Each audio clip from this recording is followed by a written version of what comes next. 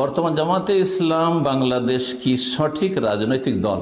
দেখেন, জামাতে ইসলাম হোক আর আওয়ামী লীগ হোক আর বিএনপি হোক আর কি নাম এনসিপি না কি বলছে, ওই ছাত্র দল হোক, এগুলো সব গণতান্ত্রিক দল। ইসলাম যদি আপনি বিশ্বাস করেন, ইসলামের আকীদা, ইসলামের মতাদর্শ আর ইসলাম যদি বুঝেন, তাহলে গণতন্ত্র ইসলাম সমর্থন করে না। গণতন্ত্র ইসলাম সমর্থন করেন না। তার সামান্য কিছু ভালো দিক রয়েছে, প্রায় সবগুলি দিক ইসলামের সাথে সাংঘর্ষিক। সামান্য কিছু ভালো দিক রয়েছে, যেমন মদেরও সামান্য ভালো ভালো কিছুর কথা আল্লাহ বলেছেন, কিন্তু সব দিকে নোংরামি আর খাবাসাত। কথা বুঝতে পেরেছেন না? ঠিক ওই রকমই হ্যাঁ, আল্লাহ কোরআনে বর্ণনা করেছেন মদ সম্পর্কে, যে মদকে 3 বারে আল্লাহ হারাম করেছেন, 3 স্টেপে গিয়ে আল্লাহ হারাম করেছেন, শক্তভাবে হারাম করেছেন। ফাহাল আনতুম মুনতাহুন, থামবে না থামবে না, ছাড়বে না মদ খাওয়া, এভাবে আল্লাহ জিজ্ঞেস করছেন। তো আপনি মদের চাইতে নিকৃষ্ট হচ্ছে কুফরি। আপনি এই কুফরি তন্ত্র কি করে বিশ্বাস করেন?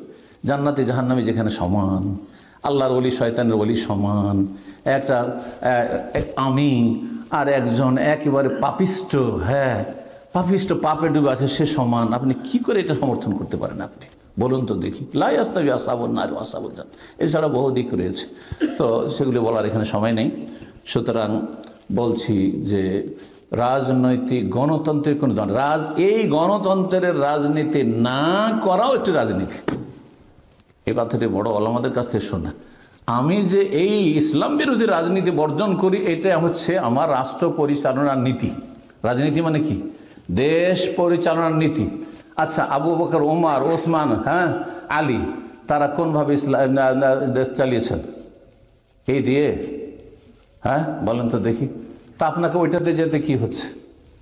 ওটাতে যেতে কি হচ্ছে? রাসূলুল্লাহ সাল্লাল্লাহু আলাইহি ওয়াসাল্লাম যখন প্রথম মক্কায় শুরু করেছেন কাজ, তখন একটা স্তর কয়েকটা বছর, মাত্র 2, 3, 4 বছর গেলেই তার একটা প্রস্তাব পেশ করেছিল কিনা, যে হে নবী, তোমাকে মক্কার রাজা বানিয়ে দিচ্ছি, ইনকুনতা তুরিদু মুলকান মাল্লাকনাক, তোমাকে কিং বানিয়ে দিচ্ছি, মালিক বানিয়ে দিচ্ছি, রাজা বানিয়ে দিচ্ছি, আর তুমি আমাদের দেবদেবীর বিরুদ্ধে বলিও না। মেনেছিলেন নবী সাল্লাল্লাহু আলাইহি ওয়াসাল্লাম? না।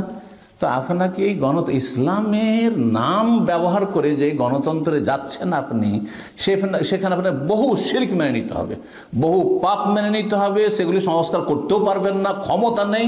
হ্যাঁ, কারণ জাতি ওই রকম তৈরি হয়নি। আর সেটা মেনে নিয়ে আপনি জগা খিচড়ির নাম ব্যবহার করছেন ইসলামের, কিন্তু ইসলাম কখনো কায়েম করবেন না।